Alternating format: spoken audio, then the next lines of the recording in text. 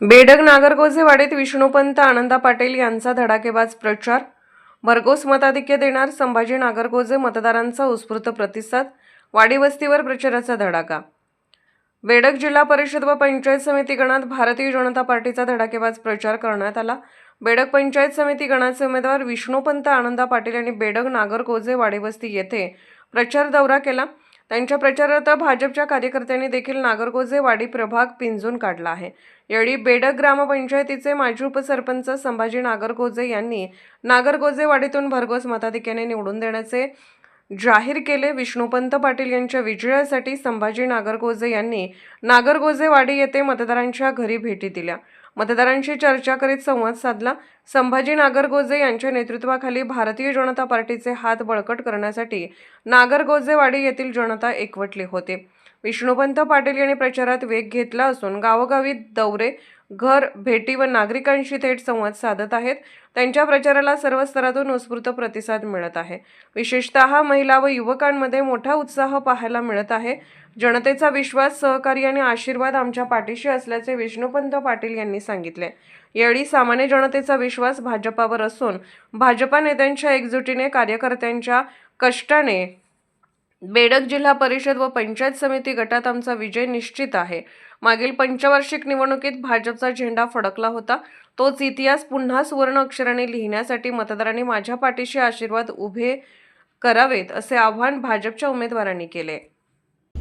जिल्हा परिषद आणि पंचायत समितीच्या निवडणुकीच्या निमित्तानं आज बेडग गावामध्ये जिल्हा परिषदचे अधिकृत उमेदवार अस्मिताताई हुनमोरे तसेच बेडग पंचायत समितीचे उमेदवार विष्णुपंत आनंदा पाटील तसेच नरवाड पंचायत समिती गणाचे उमेदवार रुपालीताई कांबळे या 3 उमेदवार बेडग गटातून निवडणूक लढवत आहेत. ह्या निवडणुकीच्या निमित्तानं आमचे जिल्हा परिषदचे उमेदवार व पंचायत समितीचे उमेदवार यांनी प्रचाराचा धडाका लावलेला आहे. आज बेडग गावामध्ये वार्ड क्रमांक 6 मध्ये ते प्रचार करत आहेत. तसेच वार्ड क्रमांक 2 मध्ये सुद्धा आमच्या प्रचाराची टीम आहे. वार्ड क्रमांक 3 मध्ये प्रचाराची टीम आहे.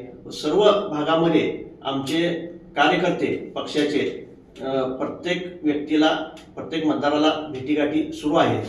अशा पद्धतीनं आणि सुरेश भाऊंच्या माध्यमातून बेडग गावामध्ये जो मोठा विकास झालेला आहे त्या विकासाच्या जोरावरच आम्हाला सर्वसामान्य जनता मतदान करणार आहे. आणि ह्या सामान्य जनतेच्या जीवावर आणि विकासाच्या जीवावर नक्कीच आमचे 3 उमेदवार हे निवडून येतील, ह्यात काही शंका नाही. आणि येणाऱ्या 7 तारखेला सर्व मायबाप जनतेने हा केलेला विकास, नरवाड गाव असू दे, मल्लेवाडी गाव असू दे, विजयनगर गाव असू दे, बेडग गाव असू दे, या 4ही गावामध्ये माननीय माजी मंत्री माननीय आमदार सुरेश खाडे यांच्या वतीनं जो विकास झालेला आहे तो जनतेसमोर आम्ही ठेवलेला आहे. जनतेला सुद्धा हे माहीत आहे. पण काही लोक विकास झाला नाही असं काही वल्गना करत आहेत. पण ते सगळं साफ खोटं आहे. विकास झालेला आहे. कोणत्याही गावात काही ना काही कामं थोडी शुल्लक आहेत, पण ती आता येणाऱ्या काळामध्ये 5-6 महिन्यामध्ये कामं ती पूर्ण होतील, यात काही शंका नाही. पण आता हे आमचे 3 उमेदवार जास्तीत जास्त मतांना निवडून येतील, यात काही शंका नाही. आणि येणाऱ्या 7 तारखेला सर्व मायबाप जनतेने, सर्व मतदारांनी कमळ या चिन्हासमोरील बटन दाबून त्यांना भरघोस मतांनी निवडून द्यावं, हीच माझी कळकळीची विनंती आहे. नमस्कार.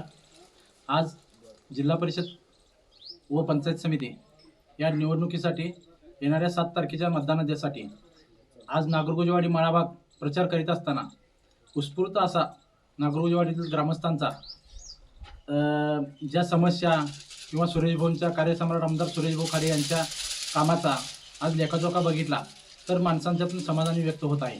त्यामुळे येत्या 7 तारखेला कमळ या चिन्हासमोर मतदान होऊन 9 तारखेला येत्या भरघोस मताने विष्णुपंत पाटील व अस्मिता हुनमोरे मॅडम निवडून येतील, एवढे आशा व्यक्त करतो.